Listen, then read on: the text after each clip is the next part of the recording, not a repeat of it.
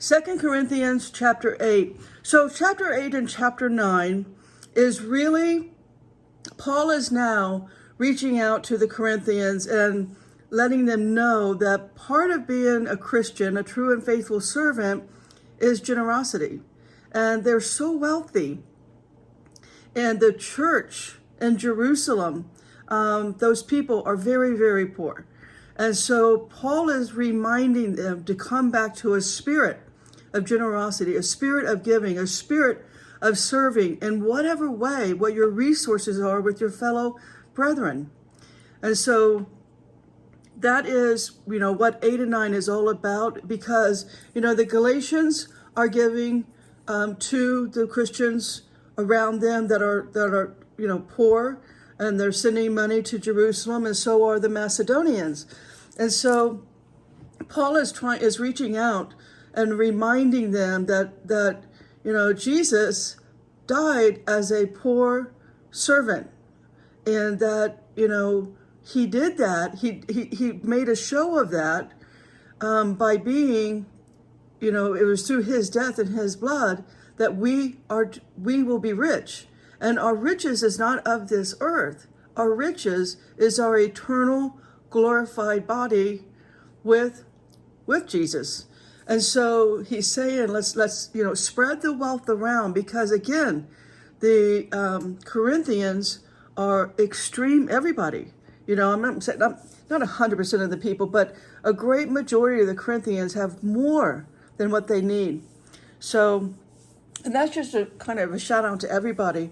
If you have excess money, why? Why is that needed? For me, it just burns a hole in my hand. I can't get rid of it quick enough. So let's read that, understanding now where Paul's coming from. He's trying to help. He's just trying to help everybody. And the church in Jerusalem is really falling on hard times. They've been severely persecuted by the Romans. And Paul knows this better than anybody. Remember, Paul was first Saul of Tarsus, secondly, Saul the butcher. Okay, so that's the kind of mindset and heart we want to go into Corinthians 8.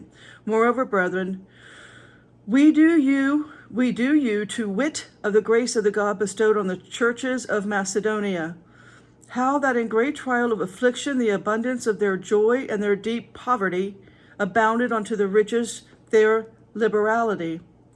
For to their power I bear record, yea, and beyond their power they were willing of themselves, praying us with much entreaty that we would receive the gift and take upon us the fellowship of ministering to the saints. And this they did, not as we hoped, but first gave their own selves to the Lord and unto us by the will of God, insomuch that we desire Titus, that as he had begun, so he would also finish in you the same grace also. Therefore, as you abound in everything in faith, utterance, knowledge, and in all diligence, and in your love to us, see that ye abound in this grace also. I speak not by commandment, but by occasion of the forwardness of others, and to prove the sincerity of your love. For we know the grace of our Lord Jesus Christ, that though he was rich, yet for your sakes he became poor, that you may through his poverty might be rich. See, that's verse 9. And that's the real takeaway here. Always remember that. 2 Corinthians 8, verse 9. Well, let's reread it, because it's just so good. For we know the grace of our Lord Jesus Christ, that though he was rich, yet for your sakes he became poor, that you through his poverty might be rich. And herein I give my advice for this expedient for you, who have begun before not only to do, but also to be forward a year ago. Now therefore, perform the doing of it, that as there was a readiness to will, so there may be a performance also out of that which you have. For if there be first a willing mind, it is accepted according to that a man hath, and not according to that he hath not. For I mean not the other men be eased, and ye be burdened, but by an equality, that now at this time your abundance may be a supply for their want, that their abundance also may be a supply for your want, that there may be equality. So it's like all of us should be on equal ground.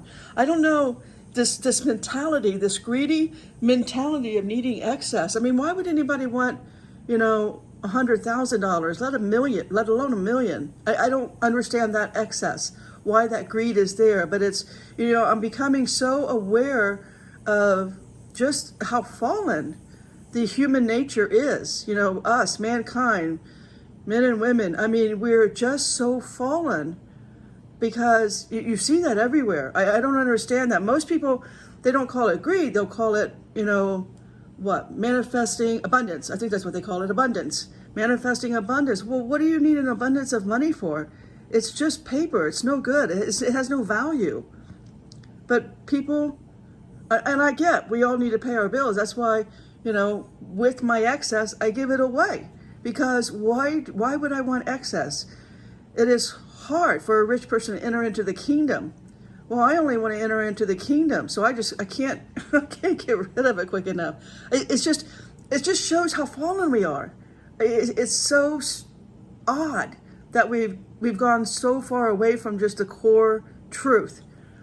Anyway, let's finish out verse 15 here, all the way to the end, 24. As it is written, he that had gathered much had nothing over, and he that had gathered little had no lack. They talk about a takeaway. 2 Corinthians 8:15. Put that one on your refrigerator. I love it. But thanks be to God, which put the same earnest care into the heart of Titus for you. For indeed he accepted the exhortation, but being more forward of his own accord, he went unto you. And we have sent with him the brother whose praise is in the gospel throughout all of the churches. And not that only, but who was also chosen of the churches to travel with us this grace which is administered by us to the glory of the same Lord and declaration of your ready mind. Avoiding this, that no man should blame us in this abundance which is administered by us, providing for honest things, and not only in the sight of the Lord, but also in the sight of men. We have sent with them our brother, whom we have oftentimes proved diligent in many things, but now much more diligent, upon the great confidence which I have in you. Whether any do inquire of Titus, he is my partner and fellow helper, concerning you or our brethren be inquired of. They are messengers of the churches and the glory of Christ. Wherefore show ye to them and before the churches the proof of your love and our boasting on our behalf. And all God's people said, stay in the word.